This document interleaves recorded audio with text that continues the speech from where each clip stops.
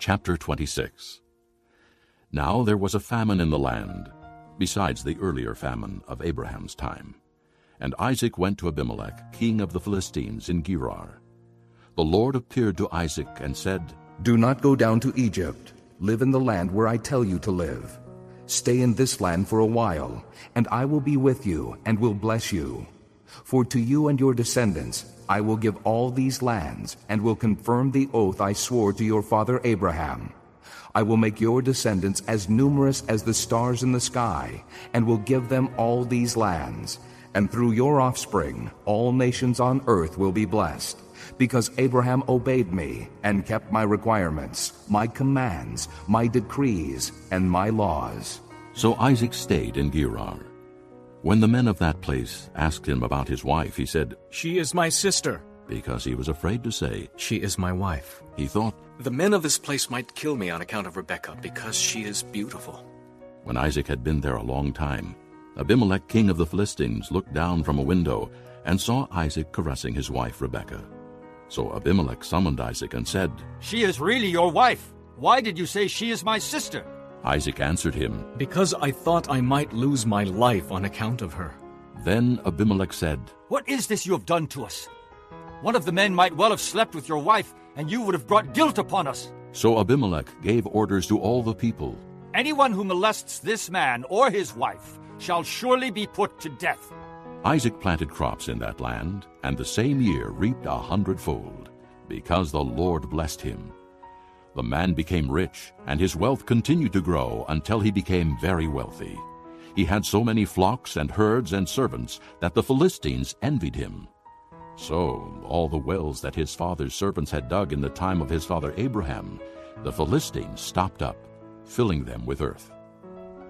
Then Abimelech said to Isaac, Move away from us. You have become too powerful for us. So Isaac moved away from there and encamped in the valley of Gerar and settled there. Isaac reopened the wells that had been dug in the time of his father Abraham, which the Philistines had stopped up after Abraham died, and he gave them the same names his father had given them. Isaac's servants dug in the valley and discovered a well of fresh water there. But the herdsmen of Gerar quarreled with Isaac's herdsmen and said, The water is ours. So he named the well Esek, because they disputed with him. Then they dug another well, but they quarreled over that one also. So he named it Sitnah. He moved on from there and dug another well, and no one quarreled over it. He named it Rehoboth, saying, Now the Lord has given us room, and we will flourish in the land. From there he went up to Beersheba. That night the Lord appeared to him and said, I am the God of your father Abraham. Do not be afraid, for I am with you. I will bless you, and will increase the number of your descendants for the sake of my servant Abraham. Isaac built an altar there and called on the name of the Lord. There he pitched his tent, and there his servants dug a well. Meanwhile, Abimelech had come to him from Gerar with Ahuzzath, his personal adviser, and Phicol, the commander of his forces. Isaac asked them, Why have you come to me, since you were hostile to me and sent me away? They answered, We saw clearly that the Lord was with you. So we said, There ought to be a sworn agreement between us and you. Let us make a treaty with you that you will do us no harm, just as we did not molest you, but always treated you well and sent you away in peace. And now you are blessed by the Lord. Isaac then made a feast for them, and they ate and drank. Early the next morning the men swore an oath to each other. Then Isaac sent them on their way, and they left him in peace. That day Isaac's servants came and told him about the well they had dug. They said, We found water.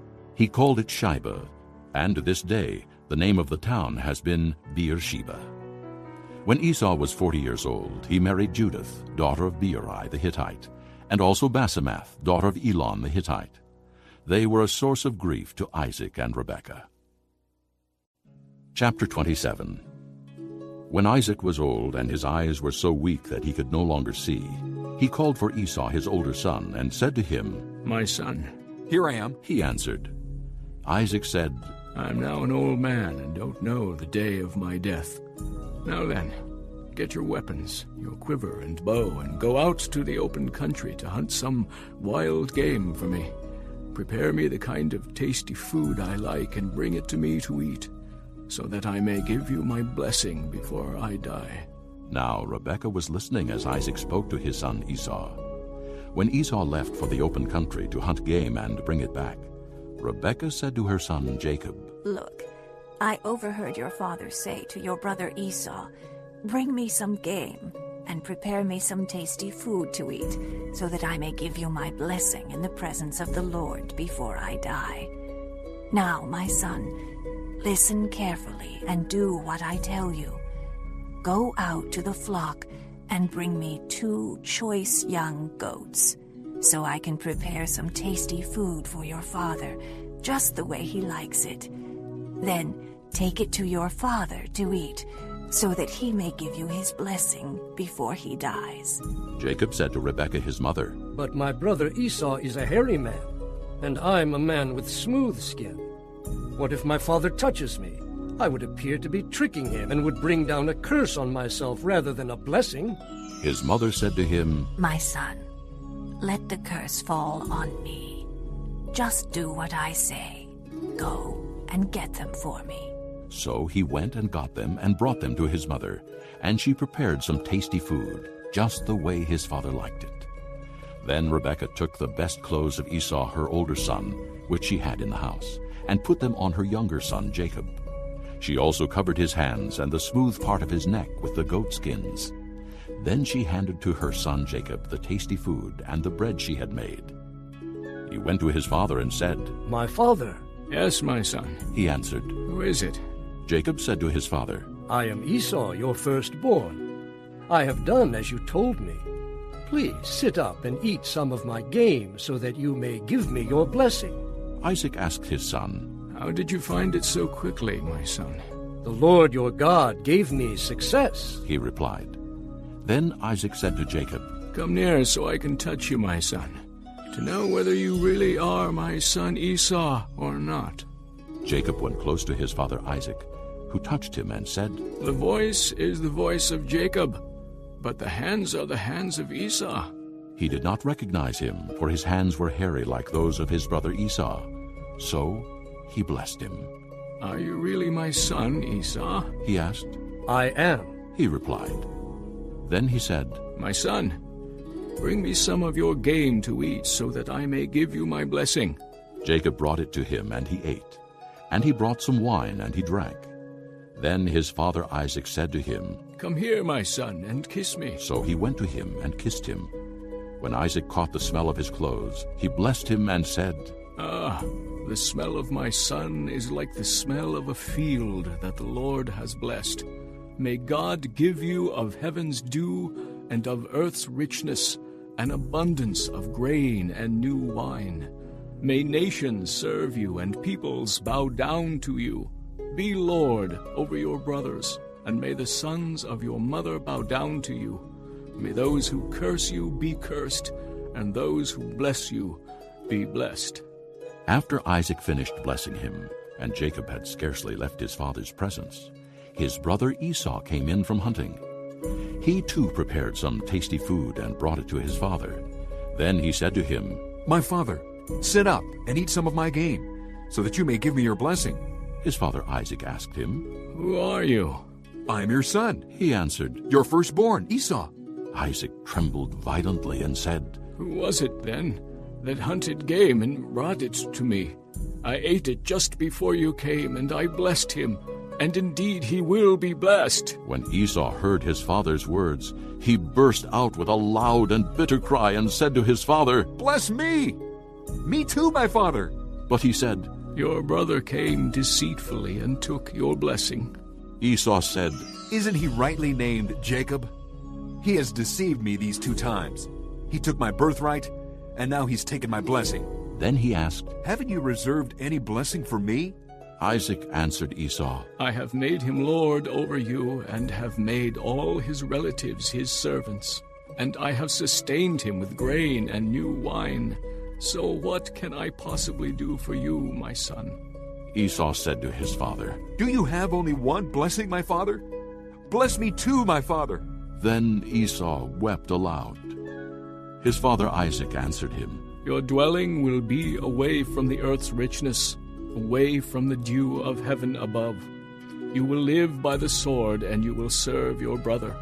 But when you grow restless, you will throw his yoke from off your neck." Esau held a grudge against Jacob because of the blessing his father had given him. He said to himself, "The days of mourning for my father are near. Then I will kill my brother Jacob."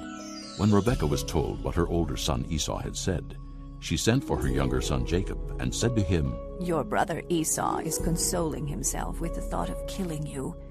Now then, my son, do what I say. Flee at once to my brother Laban in Haran. Stay with him for a while until your brother's fury subsides. When your brother is no longer angry with you and forgets what you did to him, I'll send word for you to come back from there. Why should I lose both of you in one day? Then Rebekah said to Isaac, I'm disgusted with living because of these Hittite women. If Jacob takes a wife from among the women of this land, from Hittite women like these, my life will not be worth living. Chapter 28. So Isaac called for Jacob and blessed him, and commanded him, "Do not marry a Canaanite woman. Go at once to Paddan Aram, to the house of your mother's father Bethuel. Take a wife for yourself there from among the daughters of Laban, your mother's brother. May God Almighty bless you and make you fruitful and increase your numbers until you become a community of peoples. May he give you and your descendants the blessing given to Abraham, so that you may take possession of the land where you now live as an alien, the land God gave to Abraham." Then Isaac sent Jacob on his way, and he went to Paddan Aram, to Laban, son of Bethuel the Aramean, the brother of Rebekah, who was the mother of Jacob and Esau. Now Esau learned that Isaac had blessed Jacob, and had sent him to Paddan Aram to take a wife from there, and that when he blessed him, he commanded him, "Do not marry a Canaanite woman." and that Jacob had obeyed his father and mother, and had gone to Paddan Aram. Esau then realized how displeasing the Canaanite women were to his father Isaac. So he went to Ishmael, and married Mahalath, the sister of Nebaioth, and daughter of Ishmael, son of Abraham, in addition to the wives he already had. Jacob left Beersheba and set out for Haran. When he reached a certain place, he stopped for the night because the sun had set. Taking one of the stones there, he put it under his head and lay down to sleep. He had a dream in which he saw a stairway resting on the earth, with its top reaching to heaven, and the angels of God were ascending and descending on it. There above it stood the Lord, and he said, I am the Lord, the God of your father Abraham, and the God of Isaac. I will give you and your descendants the land on which you are lying. Your descendants will be like the dust of the earth, and you will spread out to the west and to the east, to the north and to the south. All peoples on earth will be blessed through you and your offspring. I am with you and will watch over you wherever you go, and I will bring you back to this land. I will not leave you until I have done what I have promised you. When Jacob awoke from his sleep, he thought, Surely the Lord is in this place, and I was not aware of it. He was afraid and said, How awesome is this place! This is none other than the house of God. This is the gate of heaven. Early the next morning, Jacob took the stone he had placed under his head and set it up as a pillar and poured oil on top of it. He called that place Bethel, though the city used to be called Luz. Then Jacob made a vow, saying, If God will be with me and will watch over me on this journey I am taking, and will give me food to eat and clothes to wear, so that I return safely to my father's house, then the Lord will be my God, and this stone that I have set up as a pillar will be God's house. And of all that you give me, I will give you 1/10. Chapter 29. Then Jacob continued on his journey and came to the land of the eastern peoples. There he saw a well in the field, with 3 flocks of sheep lying near it, because the flocks were watered from that well. The stone over the mouth of the well was large. When all the flocks were gathered there, The shepherds would roll the stone away from the well's mouth and water the sheep. Then they would return the stone to its place over the mouth of the well. Jacob asked the shepherds, "My brothers, where are you from?" We're from Haran. They replied. He said to them, "Do you know Laban, Nahor's grandson?" Yes, we know him. They answered.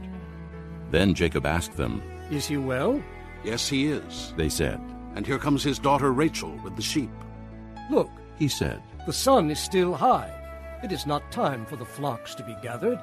Water the sheep and take them back to pasture." We can't, They replied. until all the flocks are gathered and the stone has been rolled away from the mouth of the well. Then we will water the sheep. While he was still talking with them, Rachel came with her father's sheep, for she was a shepherdess. When Jacob saw Rachel, daughter of Laban, his mother's brother, and Laban's sheep, he went over and rolled the stone away from the mouth of the well and watered his uncle's sheep. Then Jacob kissed Rachel and began to weep aloud. He had told Rachel that he was a relative of her father and a son of Rebekah. So she ran and told her father. As soon as Laban heard the news about Jacob, his sister's son, he hurried to meet him. He embraced him and kissed him and brought him to his home. And there Jacob told him all these things. Then Laban said to him, "You are my own flesh and blood." After Jacob had stayed with him for a whole month, Laban said to him, "Just because you are a relative of mine, should you work for me for nothing? Tell me what your wages should be." Now Laban had 2 daughters. The name of the older was Leah, and the name of the younger was Rachel. Leah had weak eyes, but Rachel was lovely in form and beautiful. Jacob was in love with Rachel and said, "I'll work for you 7 years in return for your younger daughter Rachel." Laban said, "It's better that I give her to you than to some other man. Stay here with me." So Jacob served 7 years to get Rachel, but they seemed like only a few days to him because of his love for her. Then Jacob said to Laban, "Give me my wife. My time is completed, and I want to lie with her." So Laban brought together all the people of the place and gave a feast. But when evening came, he took his daughter Leah and gave her to Jacob, and Jacob lay with her. And Laban gave his servant girl Zilpah to his daughter as her maidservant. When morning came, there was Leah. So Jacob said to Laban, "What is this you have done to me? I served you for Rachel, didn't I? Why have you deceived me?" Laban replied, "It is not our custom here to give the younger daughter in marriage before the older one. Finish this daughter's bridal week. Then we will give you the younger one also, in return for another 7 years of work." And Jacob did so. He finished the week with Leah, and then Laban gave him his daughter Rachel to be his wife. Laban gave his servant girl Bilhah to his daughter Rachel as her maidservant.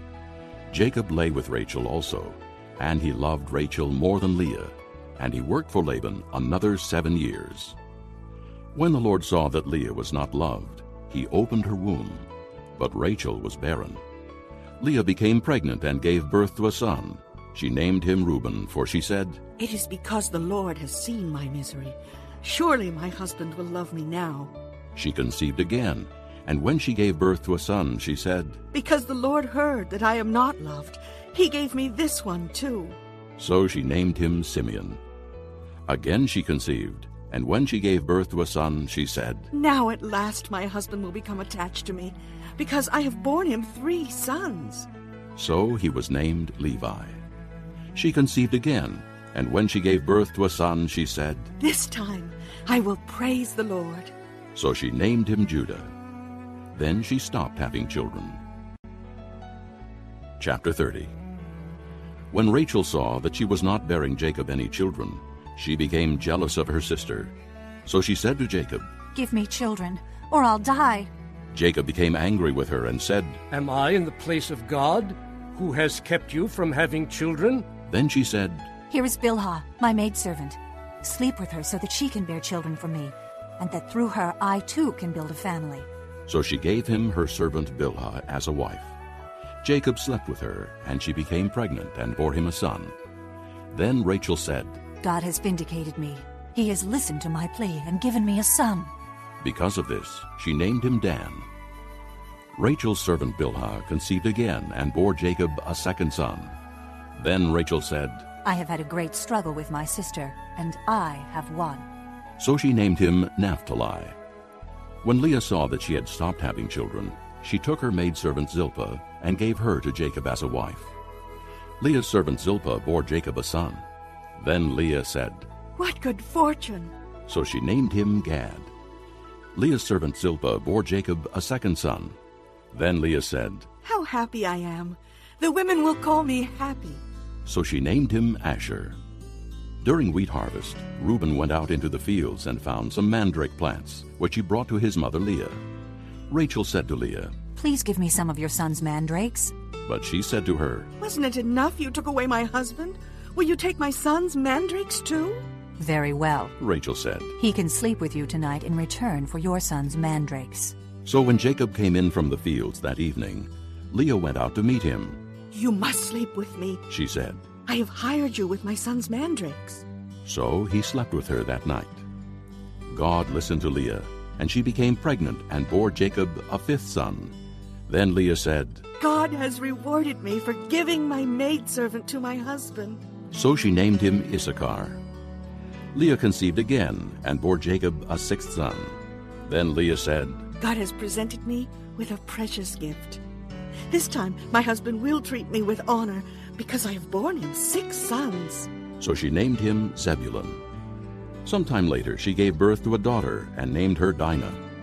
Then God remembered Rachel. He listened to her and opened her womb. She became pregnant and gave birth to a son and said, God has taken away my disgrace. She named him Joseph and said, May the Lord add to me another son. After Rachel gave birth to Joseph, Jacob said to Laban, Send me on my way so I can go back to my own homeland. Give me my wives and children for whom I have served you, and I will be on my way. You know how much work I've done for you. But Laban said to him, If I have found favor in your eyes, please stay. I have learned by divination that the Lord has blessed me because of you. He added, Name your wages, and I will pay them. Jacob said to him, You know how I have worked for you, and how your livestock has fared under my care. The little you had before I came has increased greatly, and the Lord has blessed you wherever I have been. But now, when may I do something for my own household? What shall I give you? he asked. Don't give me anything. Jacob replied, But if you will do this one thing for me, I will go on tending your flocks and watching over them. Let me go through all your flocks today, and remove from them every speckled or spotted sheep, every dark-colored lamb, and every spotted or speckled goat. They will be my wages, and my honesty will testify for me in the future whenever you check on the wages you have paid me. Any goat in my possession that is not speckled or spotted, or any lamb that is not dark-colored, will be considered stolen. Agreed. said Laban. Let it be as you have said. That same day he removed all the male goats that were streaked or spotted, and all the speckled or spotted female goats, all that had white on them, and all the dark-colored lambs, and he placed them in the care of his sons. Then he put a 3-day journey between himself and Jacob, while Jacob continued to tend the rest of Laban's flocks. Jacob, however, took fresh-cut branches from poplar, almond, and plane trees, and made white stripes on them by peeling the bark and exposing the white inner wood of the branches. Then he placed the peeled branches in all the watering troughs, so that they would be directly in front of the flocks when they came to drink. When the flocks were in heat and came to drink, they mated in front of the branches, and they bore young that were streaked or speckled or spotted. Jacob set apart the young of the flock by themselves, but made the rest face the streaked and dark-colored animals that belonged to Laban. Thus he made separate flocks for himself, and did not put them with Laban's animals. Whenever the stronger females were in heat, Jacob would place the branches in the troughs in front of the animals, so they would mate near the branches. But if the animals were weak, he would not place them there. So the weak animals went to Laban, and the strong ones to Jacob. In this way the man grew exceedingly prosperous, and came to own large flocks, and maidservants, and men-servants, and camels, and donkeys. Chapter 31. Jacob heard that Laban's sons were saying, Jacob has taken everything our father owned and has gained all this wealth from what belonged to our father. And Jacob noticed that Laban's attitude toward him was not what it had been. Then the Lord said to Jacob, Go back to the land of your fathers, and to your relatives, and I will be with you. So Jacob sent word to Rachel and Leah to come out to the fields where his flocks were. He said to them, I see that your father's attitude towards me is not what it was before, but the God of my father has been with me. You know that I've worked for your father with all my strength, yet your father has cheated me by changing my wages 10 times. However, God has not allowed him to harm me. If he said, the speckled ones will be your wages, then all the flocks gave birth to speckled young. And if he said, the streaked ones will be your wages, then all the flocks bore streaked young. So God has taken away your father's livestock and has given them to me. In breeding season I once had a dream in which I looked up and saw that the male goats mating with the flock were streaked, speckled, or spotted. The angel of God said to me in a dream, Jacob. I answered, Here I am.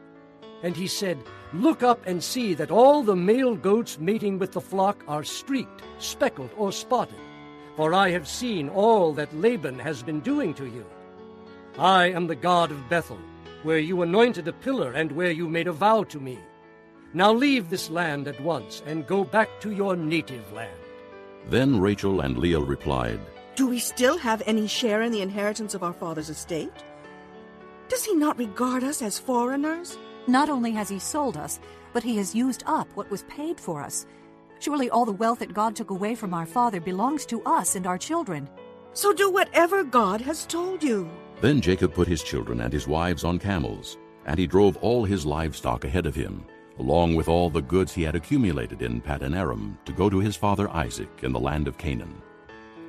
When Laban had gone to shear his sheep, Rachel stole her father's household gods.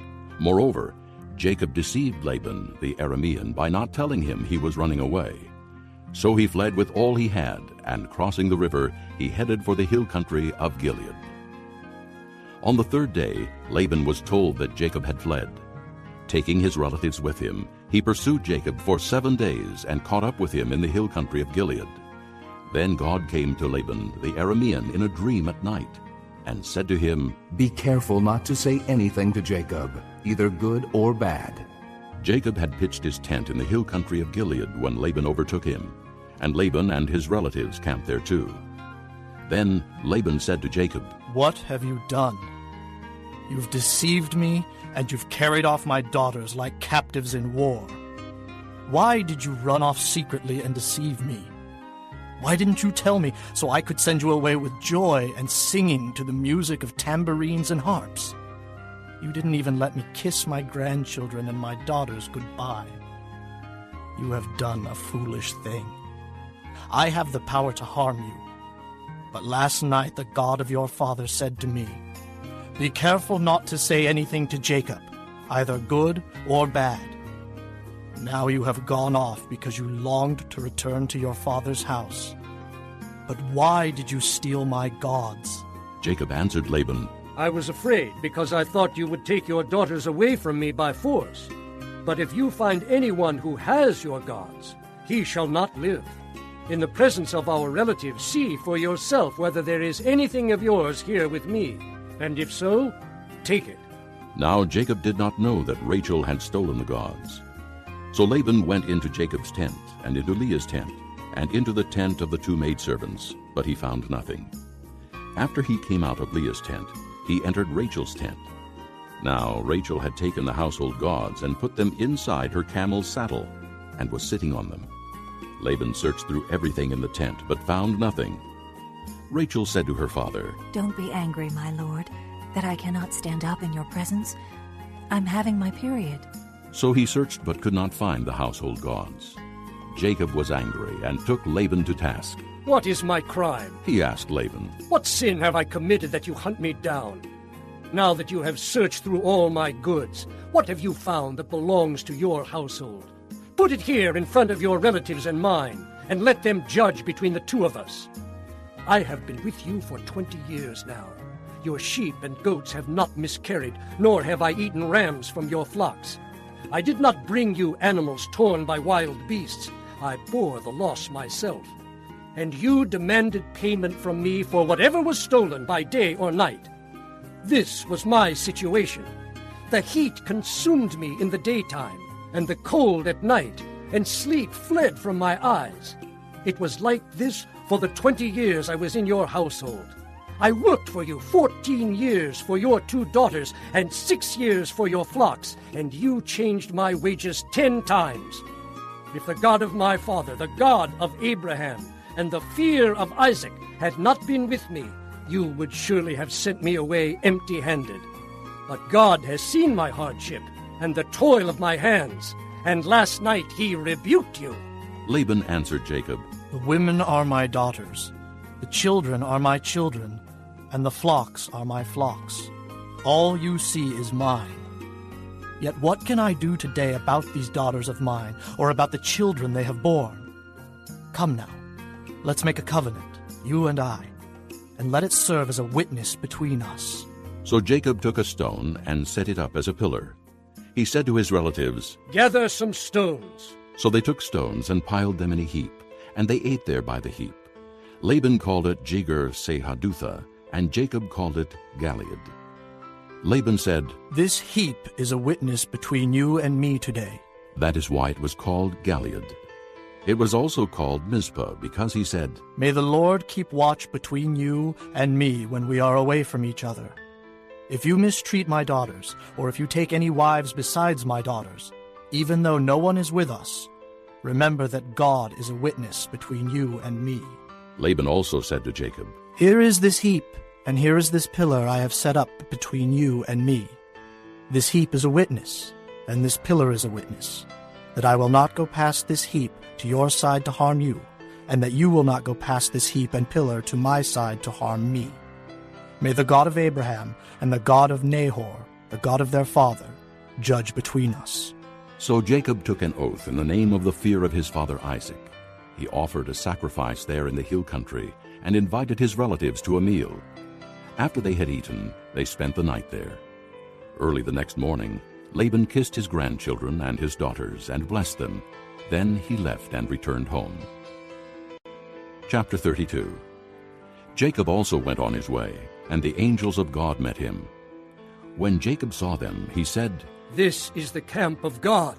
So he named that place Mahanaim.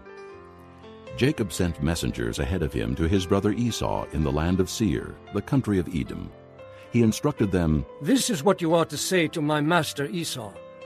Your servant Jacob says, I have been staying with Laban and have remained there till now. I have cattle and donkeys, sheep and goats, men servants and maid servants. Now I am sending this message to my lord, that I may find favor in your eyes. When the messengers returned to Jacob, they said, We went to your brother Esau, and now he was coming to meet you, and 400 men are with him. In great fear and distress, Jacob divided the people who were with him into 2 groups, and the flocks and herds and camels as well. He thought, If Esau comes and attacks one group, the group that is left may escape. Then Jacob prayed, O God of my father Abraham, God of my father Isaac, O Lord, who said to me, Go back to your country and your relatives, and I will make you prosper. I am unworthy of all the kindness and faithfulness you have shown your servant. I had only my staff when I crossed this Jordan, but now I have become 2 groups. Save me, I pray, from the hand of my brother Esau, for I am afraid he will come and attack me, and also the mothers with their children. But you have said, I will surely make you prosper, and will make your descendants like the sand of the sea, which cannot be counted. He spent the night there, and from what he had with him he selected a gift for his brother Esau, 200 female goats and 20 male goats, 200 ewes and 20 rams, 30 female camels with their young, 40 cows and 10 bulls, and 20 female donkeys and 10 male donkeys. He put them in the care of his servants, each herd by itself, and said to his servants, Go ahead of me, and keep some space between the herds. He instructed the one in the lead, When my brother Esau meets you and asks, To whom do you belong, and where are you going, and who owns all these animals in front of you? Then you are to say, They belong to your servant Jacob. They are a gift sent to my lord Esau, and he is coming behind us. He also instructed the second, the third, and all the others who followed the herds. You ought to say the same thing to Esau when you meet him, and be sure to say, 'Your servant Jacob is coming behind us.' For he thought, I will pacify him with these gifts I am sending on ahead. Later, when I see him, perhaps he will receive me." So Jacob's gifts went on ahead of him, but he himself spent the night in the camp. That night Jacob got up and took his 2 wives, his 2 maidservants, and his 11 sons, and crossed the ford of the Jabbok. After he had sent them across the stream, he sent over all his possessions. So Jacob was left alone, and a man wrestled with him till daybreak. When the man saw that he could not overpower him, he touched the socket of Jacob's hip, so that his hip was wrenched as he wrestled with the man. Then the man said, "Let me go, for it is daybreak." But Jacob replied, "I will not let go unless you bless me." The man asked him, "What is your name?" "Jacob," he answered. Then the man said, "Your name will no longer be Jacob, but Israel, because you have struggled with God and with men, and have overcome." Jacob said, "Please tell me your name." But he replied, "Why do you ask my name?" Then he blessed him there. So Jacob called the place Peniel, saying, "It is because I saw God face to face, and yet my life was spared." The sun rose above him as he passed Peniel, and he was limping because of his hip. Therefore to this day the Israelites do not eat the tendon attached to the socket of the hip, because the socket of Jacob's hip was touched near the tendon. Chapter 33. Jacob looked up, and there was Esau coming with his 400 men. So he divided the children among Leah, Rachel, and the 2 maidservants. He put the maidservants and their children in front, Leah and her children next, and Rachel and Joseph in the rear. He himself went on ahead and bowed down to the ground 7 times as he approached his brother. But Esau ran to meet Jacob and embraced him. He threw his arms around his neck and kissed him, and they wept. Then Esau looked up and saw the women and children. "Who are these with you?" he asked.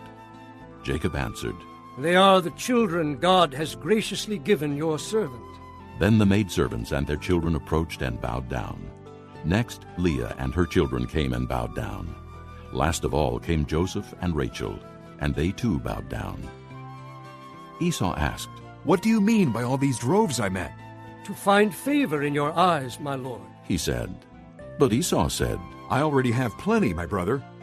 Keep what you have for yourself." "No, please," said Jacob. "If I have found favor in your eyes, accept this gift from me. For to see your face is like seeing the face of God. Now that you have received me favorably, please accept the present that was brought to you. For God has been gracious to me, and I have all I need." And because Jacob insisted, Esau accepted it. Then Esau said, "Let us be on our way. I'll accompany you." But Jacob said to him, "My lord knows that the children are tender, and that I must care for the ewes and cows that are nursing their young. If they are driven hard just one day, all the animals will die. So let my lord go on ahead of his servant, while I move along slowly at the pace of the droves before me and that of the children, until I come to my lord in Seir." Esau said, "Then let me leave some of my men with you." "But why do that?" Jacob asked. "Just let me find favor in the eyes of my lord." So that day Esau started on his way back to Seir. Jacob, however, went to Succoth, where he built a place for himself and made shelters for his livestock. That is why the place is called Succoth. After Jacob came from Paddan-aram, he arrived safely at the city of Shechem in Canaan, and camped within sight of the city. For 100 pieces of silver he bought from the sons of Hamor, the father of Shechem, the plot of ground where he pitched his tent. There he set up an altar and called it El Elohe Israel. Chapter 34. Now Dinah, the daughter Leah had borne to Jacob, went out to visit the women of the land. When Shechem, son of Hamor the Hivite, the ruler of that area, saw her, he took her and violated her. His heart was drawn to Dinah, daughter of Jacob, and he loved the girl, and spoke tenderly to her. And Shechem said to his father Hamor, "Get me this girl as my wife." When Jacob heard that his daughter Dinah had been defiled, his sons were in the fields with his livestock, so he kept quiet about it until they came home. Then Shechem's father Hamor went out to talk with Jacob, Now Jacob's sons had come in from the fields as soon as they heard what had happened. They were filled with grief and fury, because Shechem had done a disgraceful thing in Israel by lying with Jacob's daughter, a thing that should not be done. But Hamor said to them, My son Shechem has his heart set on your daughter. Please give her to him as his wife. Intermarry with us. Give us your daughters and take our daughters for yourselves. You can settle among us. The land is open to you. Live in it, trade in it, and acquire property in it. Then Shechem said to Dinah's father and brothers, Let me find favor in your eyes, and I will give you whatever you ask. Make the price for the bride and the gift I am to bring as great as you like, and I'll pay whatever you ask me. Only give me the girl as my wife. Because their sister Dinah had been defiled, Jacob's sons replied deceitfully as they spoke to Shechem and his father Hamor. They said to them, We can't do such a thing. We can't give our sister to a man who is not circumcised. That would be a disgrace to us. We will give our consent to you on one condition only, that you become like us by circumcising all your males. Then we will give you our daughters and take your daughters for ourselves. We'll settle among you and become one people with you. But if you will not agree to be circumcised, we'll take our sister and go. Their proposal seemed good to Hamor and his son Shechem. The young man, who was the most honored of all his father's household, lost no time in doing what they said, because he was delighted with Jacob's daughter. So Hamor and his son Shechem went to the gate of their city to speak to their fellow townsmen. These men are friendly toward us, they said. Let them live in our land and trade in it. The land has plenty of room for them. We can marry their daughters and they can marry ours. But the men will consent to live with us as one people only on the condition that our males be circumcised as they themselves are. Won't their livestock, their property, and all their other animals become ours? So let us give our consent to them, and they will settle among us. All the men who went out of the city gate agreed with Hamor and his son Shechem, and every male in the city was circumcised. 3 days later, while all of them were still in pain, 2 of Jacob's sons, Simeon and Levi, Dinah's brothers, took their swords and attacked the unsuspecting city, killing every male. They put Hamor and his son Shechem to the sword, and took Dinah from Shechem's house and left.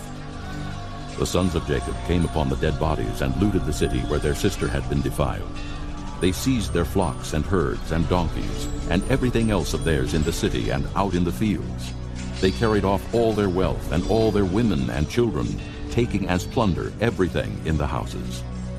Then Jacob said to Simeon and Levi, You have brought trouble on me by making me a stench to the Canaanites and the Perizzites, the people living in this land. We are few in number, and if they join forces against me and attack me, I and my household will be destroyed. But they replied, Should he have treated our sister like a prostitute? This concludes Disc 2.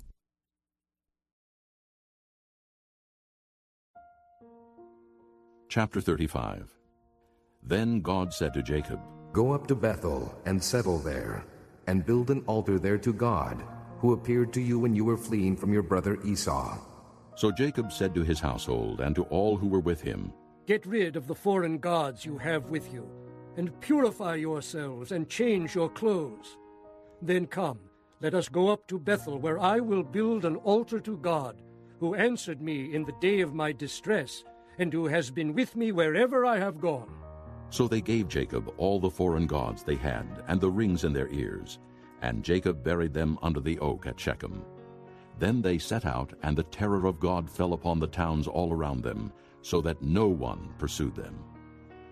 Jacob and all the people with him came to Luz, that is Bethel, in the land of Canaan.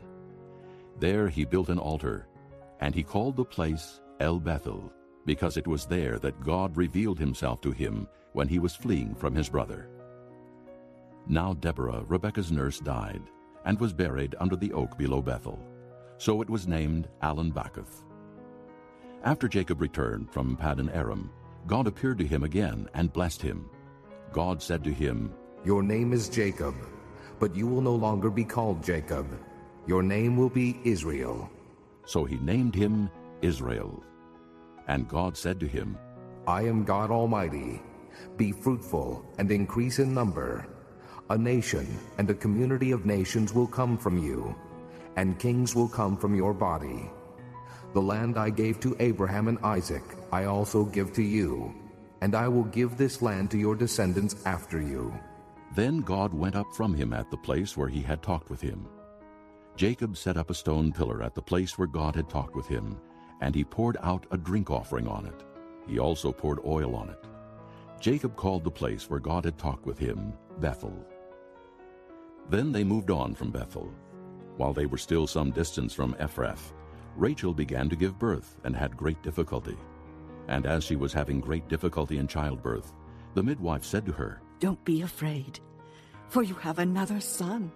As she breathed her last, for she was dying, she named her son Benoni, but his father named him Benjamin. So Rachel died and was buried on the way to Ephrath, that is Bethlehem. Over her tomb Jacob set up a pillar, and to this day that pillar marks Rachel's tomb. Israel moved on again and pitched his tent beyond Migdal-eder. While Israel was living in that region, Reuben went in and slept with his father's concubine Bilhah, and Israel heard of it.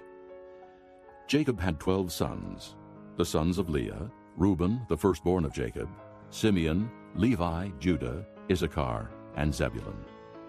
The sons of Rachel, Joseph and Benjamin. The sons of Rachel's maidservant Bilhah, Dan, and Naphtali. The sons of Leah's maidservant Zilpah, Gad, and Asher. These were the sons of Jacob, who were born to him in Paddan Aram. Jacob came home to his father Isaac in Mamre, near Kiriath Arba, that is Hebron, where Abraham and Isaac had stayed. Isaac lived 180 years. Then he breathed his last and died, and was gathered to his people old and full of years, and his sons Esau and Jacob buried him. Chapter 36. This is the account of Esau, that is Edom. Esau took his wives from the women of Canaan, Adah, daughter of Elon the Hittite, and Oholibamah, daughter of Anah, and granddaughter of Zibeon the Hivite. Also Basemath, daughter of Ishmael, and sister of Nebaioth. Adah bore Eliphaz to Esau. Basemath bore Reuel, and Oholibamah bore Jeush, Jalem, and Korah. These were the sons of Esau who were born to him in Canaan. Esau took his wives and sons and daughters, and all the members of his household, as well as his livestock, and all his other animals, and all the goods he had acquired in Canaan, and moved to a land some distance from his brother Jacob. Their possessions were too great for them to remain together.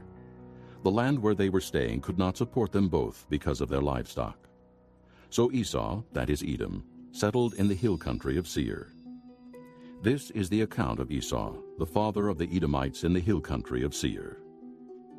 These are the names of Esau's sons: Eliphaz, the son of Esau's wife Adah, and Reuel, the son of Esau's wife Basemath. The sons of Eliphaz: Teman, Omar, Zepho, Gatam, and Kenaz. Esau's son Eliphaz also had a concubine named Timnah, who bore him Amalek. These were grandsons of Esau's wife Adah. The sons of Reuel: Nahath, Zerah, Shammah, and Mizah. These were grandsons of Esau's wife Basemath. The sons of Esau's wife Oholibamah, daughter of Anah and granddaughter of Zibeon, whom she bore to Esau: Jeush, Jalem, and Korah. These were the chiefs among Esau's descendants, the sons of Eliphaz, the firstborn of Esau, chiefs Teman, Omar, Zepho, Kenaz, Korah, Gatam, and Amalek. These were the chiefs descended from Eliphaz in Edom. They were grandsons of Adah. The sons of Esau's son Reuel: chiefs Nahath, Zerah, Shammah, and Mizah. These were the chiefs descended from Reuel in Edom. They were grandsons of Esau's wife Basemath. The sons of Esau's wife Oholibamah: chiefs Jeush, Jalem, and Korah. These were the chiefs descended from Esau's wife Oholibamah, daughter of Anah. These were the sons of Esau, that is Edom, and these were their chiefs. These were the sons of Seir the Horite, who were living in the region: Lotan, Shobal, Zibeon, Anah, Dishon, Ezer, and Dishan. These sons of Seir in Edom were Horite chiefs. The sons of Lotan: Hori and Homam. Timnah was Lotan's sister. The sons of Shobal: Alvan, Manahath, Ebal, Shepho, and Onam. The sons of Zibeon: Aya and Anah. This is the Anah who discovered the hot springs in the desert while he was grazing the donkeys of his father Zibeon. The children of Anah: Dishon and Oholibamah, daughter of Anah. The sons of Dishon: Hemdan, Eshban, Ithran, and Kiran. The sons of Ezer: Bilhan, Zaavan, and Achan. The sons of Dishan: Uz and Aran. These were the Horite chiefs: Lotan, Shobal, Zibeon, Anah, Dishon, Ezer, and Dishan. These were the Horite chiefs, according to their divisions in the land of Seir. These were the kings who reigned in Edom before any Israelite king reigned. Bela, son of Beor, became king of Edom. His city was named Dinhabah. When Bela died, Jobab, son of Zerah from Bozrah, succeeded him as king.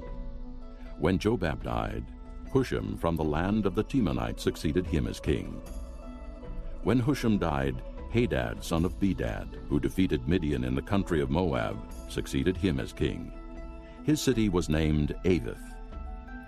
When Hadad died, Samlah from Masrekah succeeded him as king. When Samlah died, Shaul from Rehoboth on the river succeeded him as king. When Shaul died, Baal-Hanan, son of Akbor, succeeded him as king. When Baal-Hanan, son of Akbor, died, Hadad succeeded him as king. His city was named Pau, and his wife's name was Mehetabel, daughter of Matred, the daughter of Mezahab. These were the chiefs descended from Esau by name, according to their clans and regions: Timnah, Alva, Jetheth, Oholibamah, Elah, Pinan, Kenaz, Teman, Mibzar, Magdiel, and Iram. These were the chiefs of Edom, according to their settlements in the land they occupied. This was Esau, the father of the Edomites. Here are some crucial points for understanding future biblical context. First, Isaac's covenant and the continuation of the promise. God reaffirms the Abrahamic covenant with Isaac, promising land, descendants, and blessings. This continuity ensures the patriarchal line moves forward, setting the stage for Jacob's role in Genesis and the formation of Israel, a central focus in the rest of the Bible. Second, Jacob's blessing and transformation into Israel. Jacob deceives Isaac to receive the blessing, later wrestling with God and being renamed Israel. This establishes him as the father of the 12 tribes, a pivotal moment for Genesis and the Bible, where Israel becomes synonymous with God's chosen people. Third, Esau's lineage and the Edomites. Esau's descendants form the nation of Edom, distinct from Jacob's line. This separation foreshadows conflicts in Genesis and recurring tensions between Israel and Edom in the Bible, shaping regional dynamics. Here are some personal lessons to take away. First, trusting God in conflict. Isaac faces disputes over wells, but moves on peacefully, trusting God's provision. This teaches patience and faith. Sometimes stepping away from fights opens new doors rather than escalating strife. Second, consequences of deception. Jacob's trickery gains him the blessing, but forces him to flee Esau's wrath. It's a reminder that shortcuts through dishonesty may bring short-term gain, but long-term pain. Integrity matters more than quick wins. Third, perseverance and struggle. Jacob wrestles with God all night, refusing to let go until blessed. This shows the value of persistence. Holding on through tough moments can lead to transformation and a deeper sense of purpose.